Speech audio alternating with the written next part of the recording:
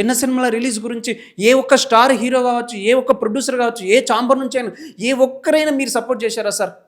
ఈరోజు ఐబొమ్మ ద్వారా పెద్ద సినిమాలు నష్టపోయినందుకు నేను బాధపడుతున్నా సార్. ఈరోజు మీరు బాధపడుతున్నారు సార్. కానీ ఈరోజు మీకు బాధ తెలిసింది సార్.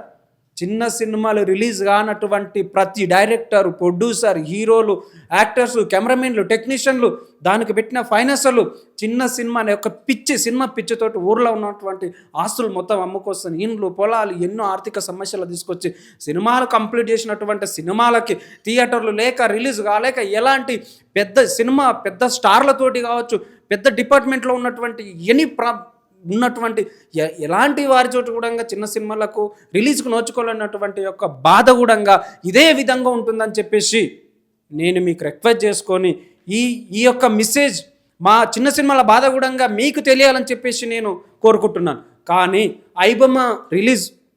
ఐబొమ్మ చేయడం వల్ల, ఎందుకంటే సార్ టాపిక్ డైవర్ట్ అయిపోతుంది. స్వామి నన్ను అడిగింది ఐబొమ్మ గురించి, బట్ చిన్న సినిమాల బాధ కూడా ఇదే విధంగా ఉంటుందని చెప్పేసి నేను మీకు రిక్వెస్ట్ చేసుకుంటున్నాను.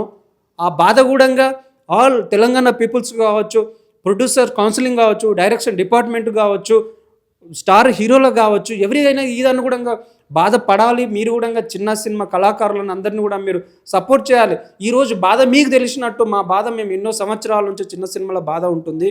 ఈ బాధని మీరు ఖచ్చితంగా ప్రత్యక్షంగా మీరు అందరినీ పిలుచుకొని మీరు ఈ చిన్న సినిమాలకు కూడా అవకాశం ఇస్తే మీకు మేము సపోర్ట్ ఉంటామని చెప్పేసి మేము అనుకుంటున్నాం.